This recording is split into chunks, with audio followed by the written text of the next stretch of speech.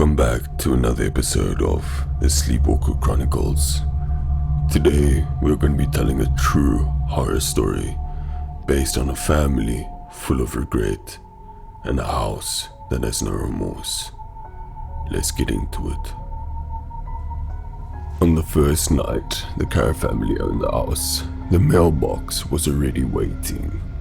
It stood at the edge of the lawn, black and narrow, tilted slightly towards the street as if it had leaned there for years, listening to tires pass over wet asphalt and children whisper through open windows. Nathan Carrow noticed the envelope first. He was carrying a box marked kitchen fragile, his hands aching from the cardboard handles, when the pale rectangle inside the mailbox caught the porch light. The envelope had no stamp, no return address, no postal marks, only 5 words printed in thin, careful block letters. For the ones who come next. Nathan stood with the box against his hip and looked back at the house. Mara was inside, sweeping dust from the hallway. Their daughter, Elise, was arguing gently with her younger brother Noah over which bedroom had the better window. The house seemed ordinary in that moment. Old, spacious, a little too cold for late summer, but ordinary. A place with creaking stairs, wide baseboards, and a backyard where the grass had grown tall while the sellers waited for closing. Nathan opened the envelope before telling anyone. The letter inside was written on plain white paper. No signature at the top, no greeting, just a message that began as if the writer had been waiting oh so long to speak. They had finally arrived. The house had noticed. The rooms had been empty for too long, and empty rooms did not like being forgotten. The writer thanked them for bringing voices back into the walls, especially the smaller voices. Nathan read that sentence twice, especially the smaller voices. Then the letter named them. Elise, who liked the upstairs room with the slanted ceiling. Noah, who had already hidden a toy truck under the front porch step. Mara, who had touched the banister and said the house had good bones. Nathan, who stood in the yard that morning and told the contractor to tear out the pantry wall.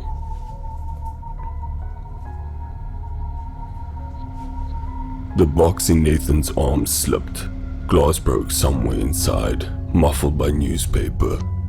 He folded the letter with stiff hands and put it back in his back pocket before walking inside. Mara wanted to call the police immediately. Nathan wanted to believe it was a neighbor with a cruel sense of humor. The timing made both explanations difficult. They had not moved in yet. The children had only been in the house for an hour. The old owners had already gone. Their new address had barely had time to exist in anyone else's mouth. By midnight, the letter was sealed in a plastic bag on the kitchen counter. Mara had checked every lock twice. Nathan had walked the perimeter with a flashlight and found nothing but damp leaves, an empty alley, and the feeling that every dark window in the neighborhood was looking back. The next morning, a patrol officer listened carefully, took the letter, and told them to be cautious.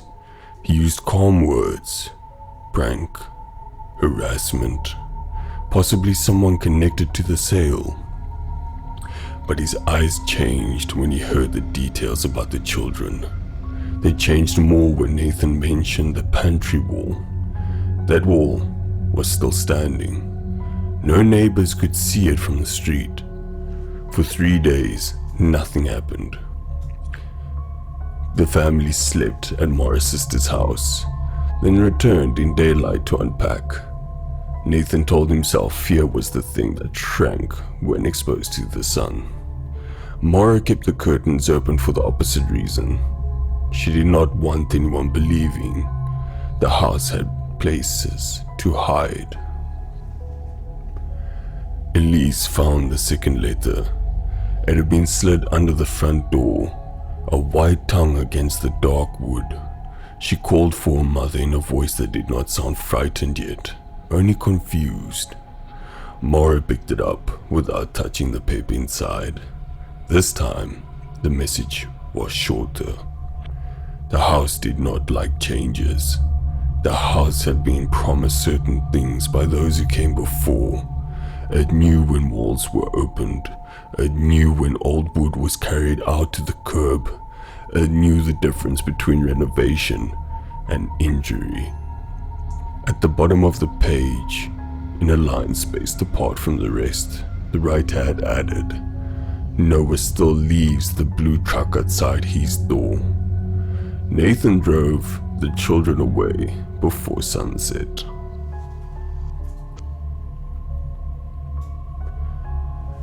The police found no fingerprints. The camera Nathan installed above the garage caught delivery trucks, joggers, a stray cat, and one neighbor walking a dog under an umbrella. It did not catch the person who left the third letter. That one appeared in the upstairs hallway, not in the mailbox, not beneath the door, not outside, inside. Maura found it on the landing between Lisa's room and the bathroom, propped upright against the wall as if someone had placed it there gently. She did not scream. She simply stopped breathing for a second, then backed down the stairs without turning around. The police searched the house. Nathan searched it again after they left. Attic, closets, crawl spaces, basements, coal chute, vents, nothing.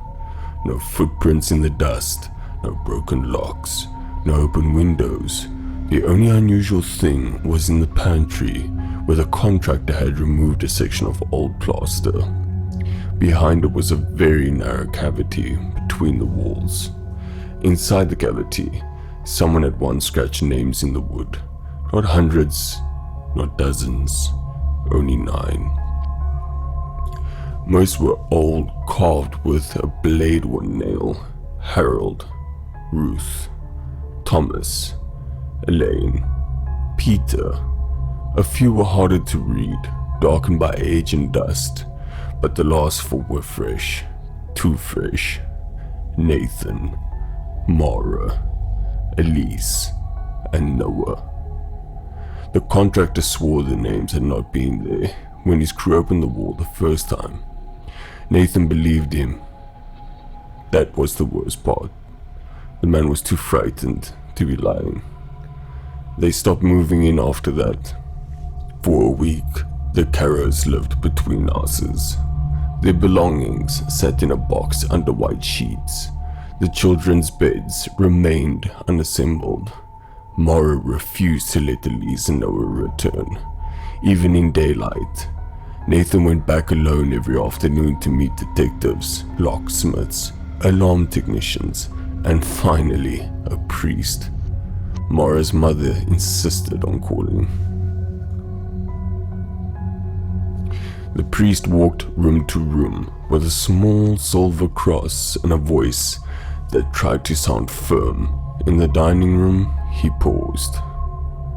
The wallpaper there was old, patterned with faded vines. He stared at it for a long time before asking whether the family had noticed the design. Nathan said it was just wallpaper. The priest shook his head. The vines were not vines. They were names, hundreds of them, written so close together that from a distance they looked like leaves. The police suggested the family sell immediately. Maura laughed when she heard that. A thin sound with no humor inside it. Sell to whom? With what disclosure? How does a person explain that a house might be watched by a neighbor haunted by a stranger, or somewhere keeping records of everyone who tried to live there. Nathan tried one last time to solve it with logic. He copied every name from the dining room wall. He searched property records and old newspapers. Some names belonged to past owners. Some belonged to children who had grown up on the street. Some belonged to people who had died before the house was even built. And one name appeared again and again. Evelyn Vale. She had lived 2 doors down in the 1940s. Newspaper archives described her as a quiet woman, unmarried, known for walking the neighborhood at night. After she died, a brief notice mentioned that she had left behind no family, but buried in a column about local estate disputes. Nathan found one detail that made the room around him go cold. Evelyn Vale had not lived at number 83. She had owned it. She had purchased the house through a trust, rented it out for decades, and never spent a single night inside. When a reporter asked why, she said a house with many families was better fed than a house with one. Nathan read that sentence until it no longer looked like English. The final letter arrived 3 nights later. It came to Mara's sister's address. The envelope was addressed not to Nathan, not to Mara, and not to the family. It was addressed to the house. Mara opened it with police on the phone. Inside was a single page and a small brass key. The page carried only one paragraph. The Carrows had been too careful. They had locked doors, covered windows, and kept the children away. But houses were patient. Houses outlived fear. Houses remembered the weight of footsteps long after we were gone. If the Carrows would not come home, then the house would lean to follow them. That night, Elise woke from a dream and told her mother that there was a wallpaper behind her eyelids. Noah cried because he could hear someone whispering from inside his blue toy truck. Nathan found her name carved in the frame of the guest room, a mirror at Mara's sister's house. It was not his name. It was not Mara's name. It was the name of the house, number 83. A week later, the Carrows put the property back on the market. The listing described it as charming, historic, full of character. It did not mention the letters. It did not mention the wall. It did not mention that every photograph taken inside the house showed the same small blur in the background, no matter the angle. A pale shape near the stairs, a watcher with no face. Months passed before a new family bought the house. They had 2 children, a dog, and the sort of hope that makes people ignore warnings they cannot afford to believe. On moving day, Nathan drove past once, slowly, with Mara beside him and the children silent in the back seat. The mailbox stood open. Inside was a white envelope. The new father lifted it out, smiled as if expecting a welcome note, and began to read. From the sidewalk, the house seemed to settle deeper into itself, and somewhere behind the dining room wallpaper, another name began to grow.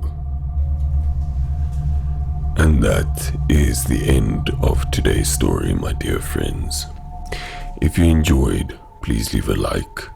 If you have any suggestions, leave a comment with a link or a brief description as to where I can find the story. And if, like me, you have a deeper fascination for the dark and mysterious parts of this existence in the world, you're only one subscription away.